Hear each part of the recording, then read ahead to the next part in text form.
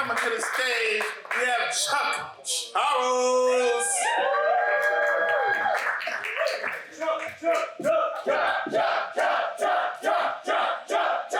Well, thank you.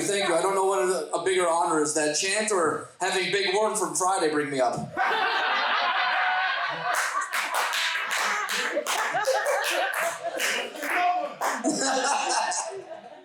All right. I want to go through a little something here called What I Used to Think Was Funny. Some of my old notes. Yeah, I know, right? I didn't even read through them fully. It just goes, I was doing a show the other week, and in the middle of a tagline, a lady shouts out, "You have small feet." So I stopped and went, "Thank you," and then I finished up the joke. I wish I would have stopped there, because I followed up with, you know what they say about a guy with small shoes and small hands? Exactly nothing. Big personality.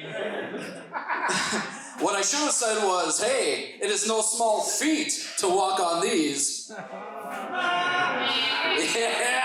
that's why I don't do it.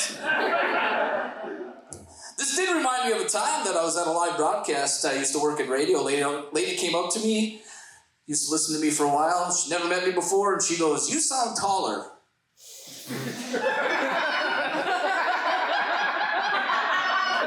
You say to that, "Sorry."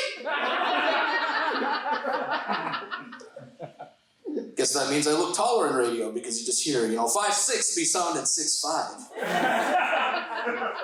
But these two interactions did teach me something, that it's apparently size does matter. I see a lot of memes that say a sense of humor is a very attractive trait. It's all fun and games until it becomes bedroom time and someone says, "That's all the dick you got!"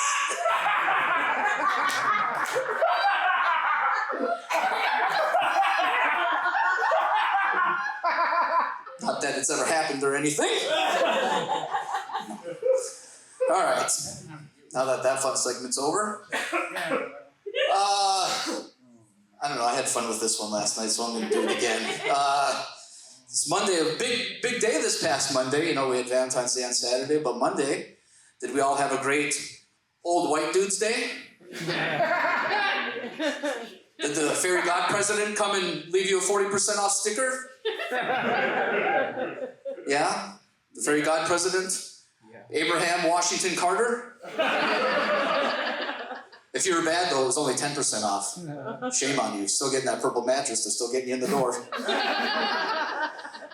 I used to work at a car dealership, and, you'd hear all kinds of people just zooming down College Avenue. And it was just really wild to me, just people just driving out their minds. Joey probably knows. He knows this. My favorite were always the people on the crotch rockets. I'm like, man, look at all that dick dragging on the ground. How do you get by with that third kickstand, But I'll just never understand people that, drive Honda Civics. Is there like a specific store that you have to go get a Honda Civic? Somebody have one over there? You know somebody with one? You have a Honda Civic? Does it have a spoiler for no reason? Did they give you one? Did they go, hey, here's a big obnoxious muffler so you can go as fast as you can in a residential neighborhood as loud as possible? Or maybe they gave you a bunch of lights so you could look like Fast and Furious? But most importantly, hopefully it came with that mop and bucket for all the pussy that you would be dripping in. Here you go, sir. Out there looking like curling. It's clearing the way. All right, let's go through another one here. That was fun. This one I call 50 Shades of Mom. I was at a wedding with my mom one time, and I don't know what it was, sermon, priest, whatever, I don't know what it was. I'm not religious. And he kept saying how the wife has to submit to the husband. You have to submit to your husband. And I was looking around like, the one side that I was sitting on, everyone was looking around like, "Did you hear this shit?" The other side, the groom side was like, that's right. I was like, how many sandwiches they got over there? I asked my mom, I was like, what do you think about all this? My mom, the first thing that came to her mind was 50 Shades of Grey. I was like, God damn, Mom, am I a bondage baby? Fucking gross, right?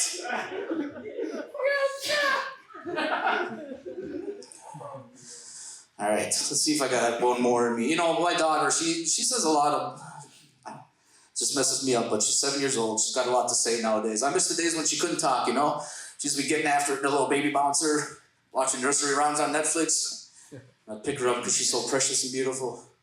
And I'd look deep into her eyes and she'd look deep into mine. And she'd sneeze and fart at the same time. It's like, damn, you are mine. But no, now she's just, ever since she was young, it could start talking. She just talks some bullshit. I was helping her change her shirt one day. She started slapping her belly. So I started slapping mine. We're having a good time, right? Slapping bellies, not like that. I don't want you thinking over there, big worm. Okay. And she lifts up my shirt. I keep slapping my belly. She goes, ha, ew. Listen, my ego is not ready for the brutal honesty of children. Then I remember I was doing the dishes in the kitchen one time, and she was watching Nightmare Before Christmas. She goes, look, it's Dad. Yeah, I know, right? Which character did you think it was out there laughing? Turns out Dad was a fat mayor. It's like, which face do I have on now, honey? Then recently she just started, like, I was waiting for this in her teenage years. Recently she just starts going, hey, Chuck. At least call me Chuck, goddamn. And she's walking around like, I've been a nasty girl, I'm like, bitch, you are 7. I took a video of her, we're taking a walk, I'm playing that song, and she's like, I've been a nasty girl. I'm like, yeah, you're gonna be fun at parties.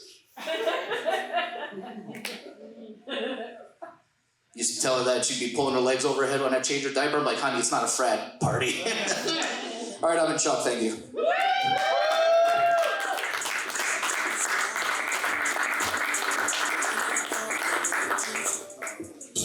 Let's give it up again for Chuck Charles. I love seeing Chuck come up the stairs. It reminds me of the Mario commercial, Before I Got Milk.